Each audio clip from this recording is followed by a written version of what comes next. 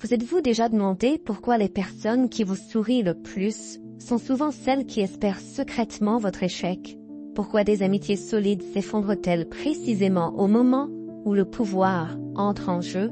Et pourquoi, même en sachant cela, continuons-nous à nous illusionner en croyant que nous serons l'exception? Machiavel, avec la froideur de celui qui observait le monde sans filtre, a affirmé: les hommes oublient plus facilement la mort de leur père que la perte de leur patrimoine. Cette phrase, brutale et directe, déchire le voile des illusions que nous entretenons sur l'amitié et la loyauté. Nietzsche est allé encore plus loin en déclarant: tout homme de valeur possède une arme pour se défendre. Ce qu'il voulait dire, au fond, c'est que nous sommes tous armés, ou vulnérables, dans un monde où les relations ne sont que des moyens. Nous avons tous, à un moment ou un autre, traité les autres avec méfiance. Et, pire encore, nous avons déjà été utilisés comme des outils, utiles tant que nous servons, jetables quand nous ne servons plus. Telle est la nature du jeu. Un jeu sale, silencieux et incessant. Dans cette vidéo, nous allons dévoiler l'illusion la plus douce et la plus dangereuse du jeu du pouvoir. La croyance qu'une personne restera inconditionnellement à vos côtés. Nous plongerons dans les ombres de la psyché humaine, guidés par des penseurs comme Machiavel et Nietzsche, pour révéler ce que peu osent affronter.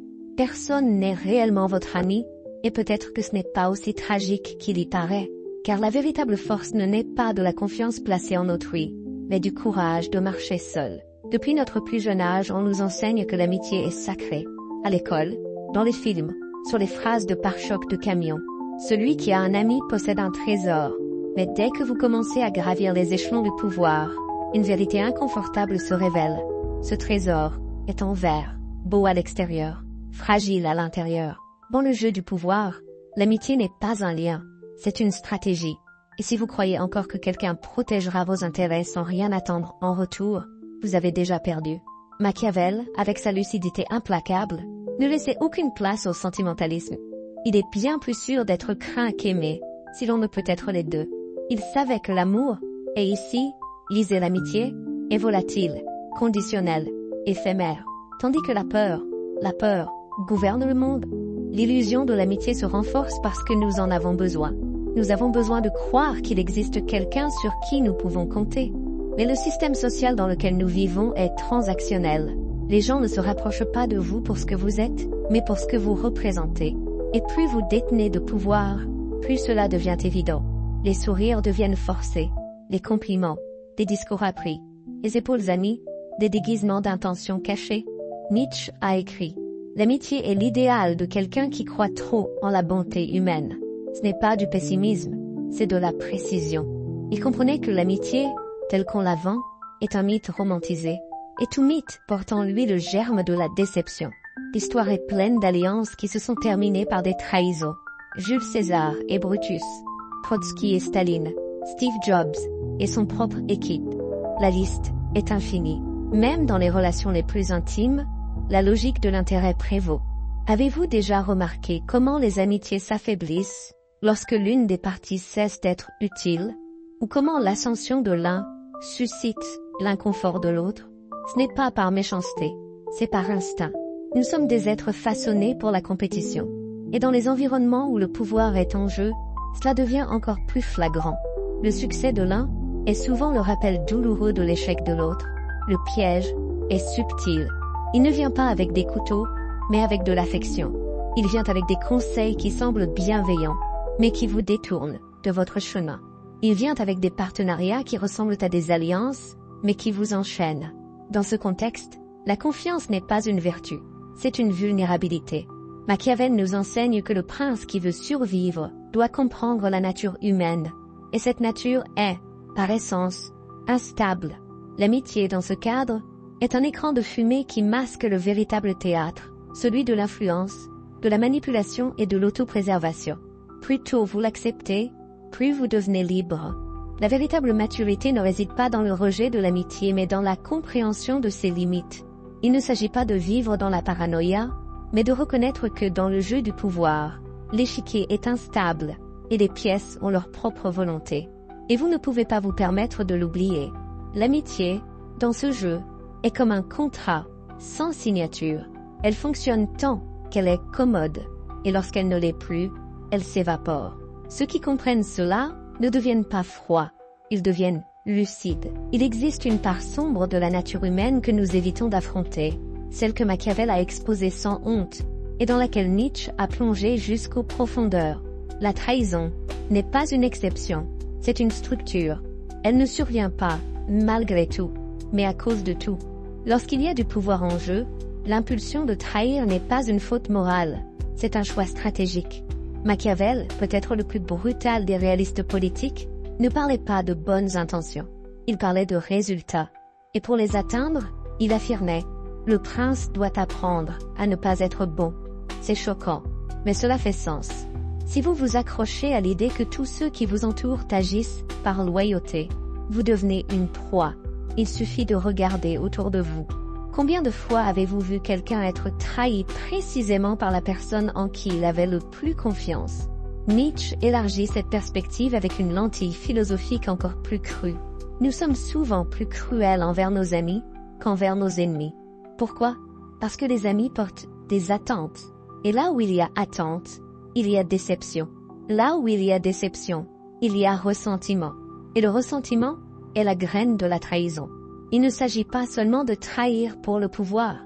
Bien souvent, c'est par simple besoin d'affirmation, de briser le miroir idéalisé que l'autre représente. Un ami trop couronné de succès, trop aimé, trop respecté, il devient une gêne. Alors, l'ombre qui habite en chacun de nous se réveille. Cette ombre que Carl Jung décrivait comme le côté refoulé de la personnalité, celui qui agit en secret pendant que le masque social continue de sourire.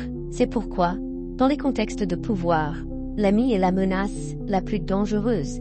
L'ennemi déclaré, vous le surveillez. L'ami, vous baissez votre garde. Et c'est dans cette négligence que réside la tragédie. Sparte est tombée en faisant confiance à des alliances. Rome s'est effondrée sous les trahisons internes. Des entreprises se sont écroulées sous des jeux de pouvoir déguisés en partenariat. Ce n'est pas une nouveauté, c'est un schéma. La trahison, vue à travers l'optique machiavélique, cesse d'être de la vilainie pour se révéler comme un calcul. Il ne s'agit pas de savoir qui est bon ou mauvais, mais qui est prêt à faire ce qu'il faut. Et ce qu'il faut est souvent sale.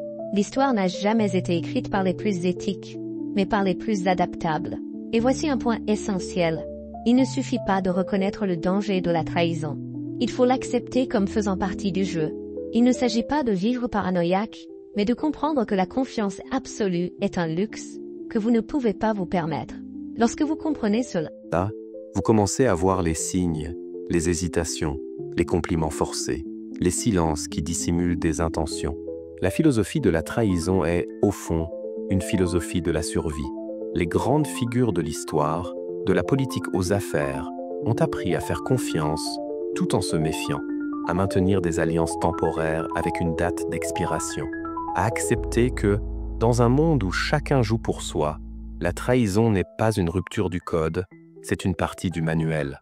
Cette conscience peut faire mal, elle peut sembler cynique, mais elle libère. Car en abandonnant l'illusion de la fidélité éternelle, vous vous préparez au réel.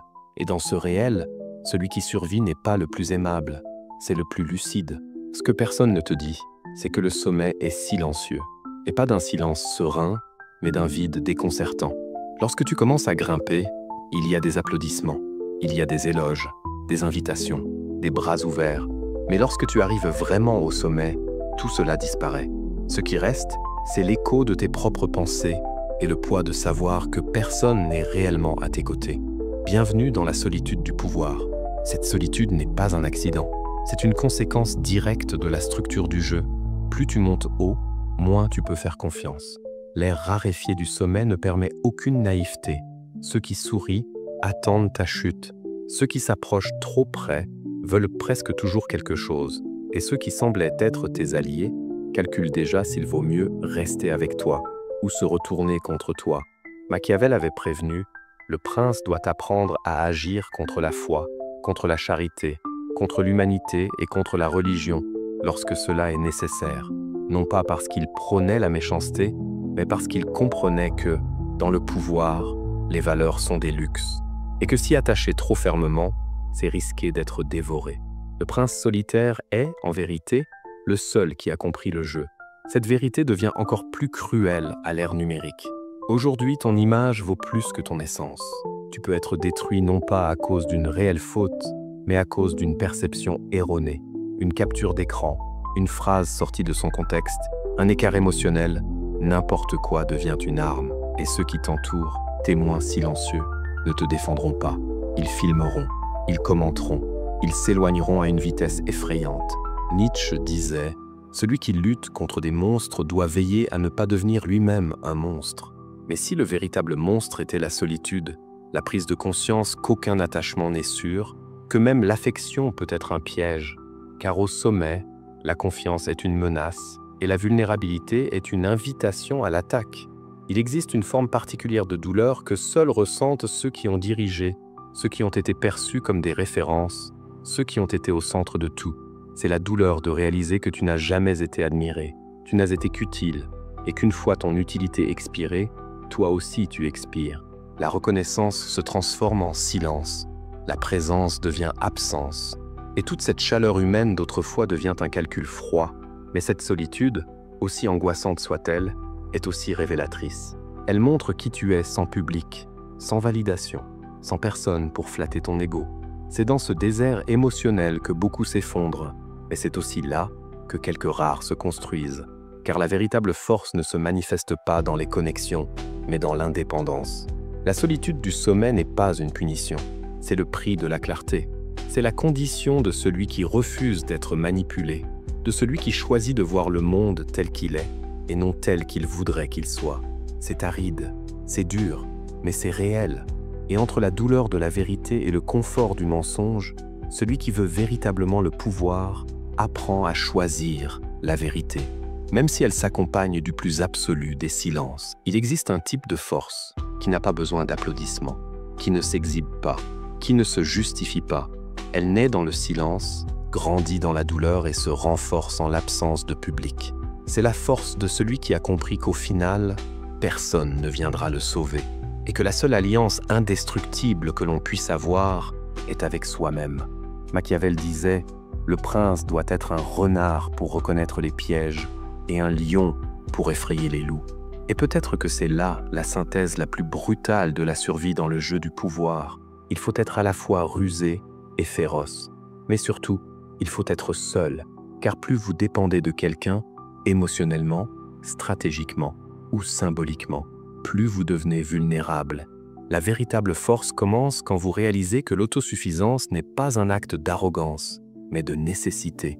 Celui qui dépend de la validation des autres est toujours à leur merci. Celui qui a besoin de compagnie constante sacrifie sans cesse sa propre paix.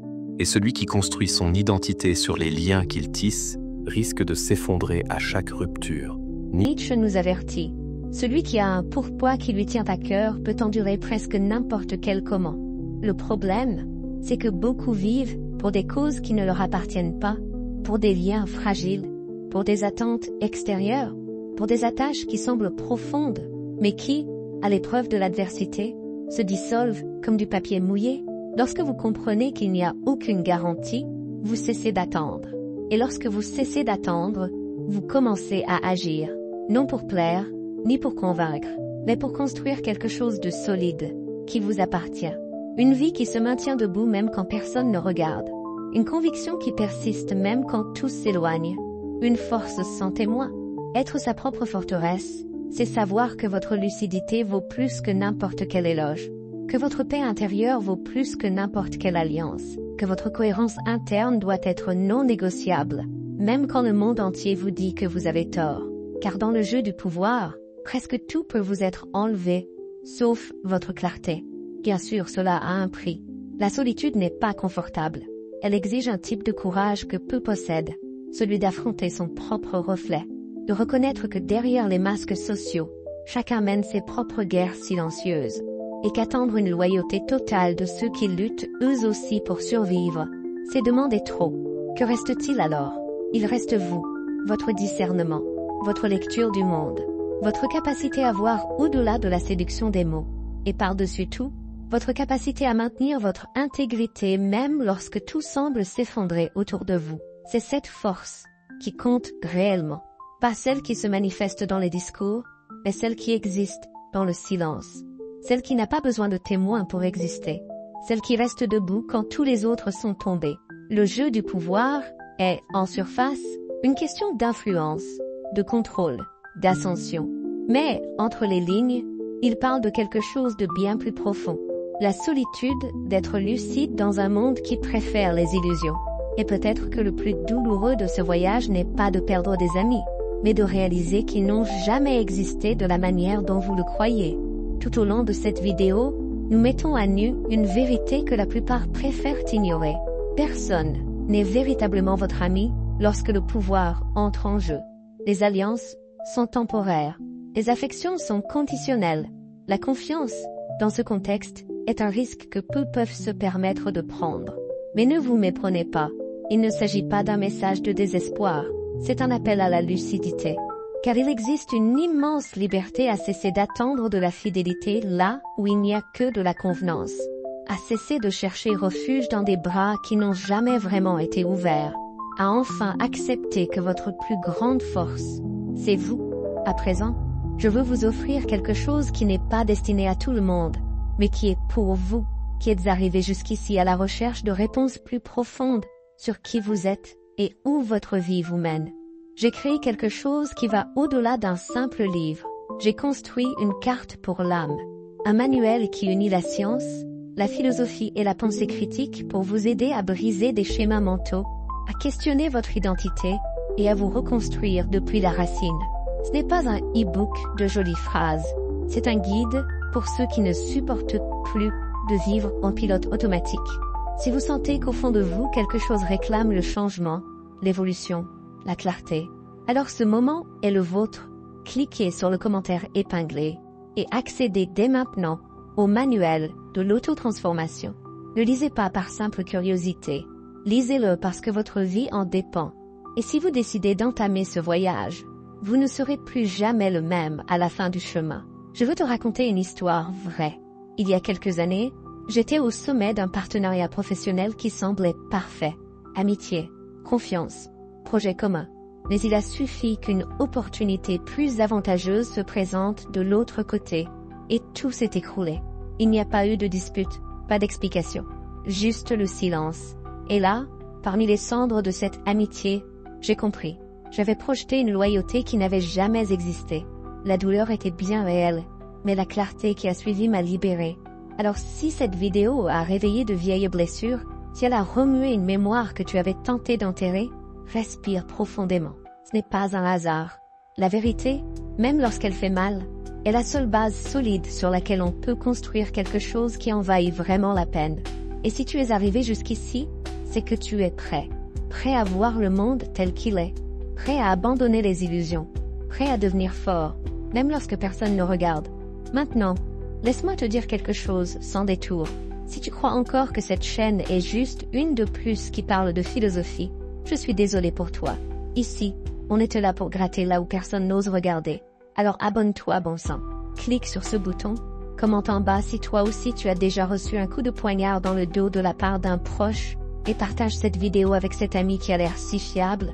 Juste pour tester, tu vois. Ah, et ces vidéos sur le côté?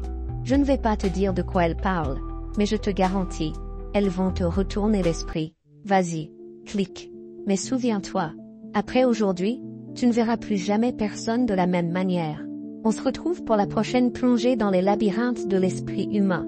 À bientôt, et méfie-toi de ceux qui sourient trop.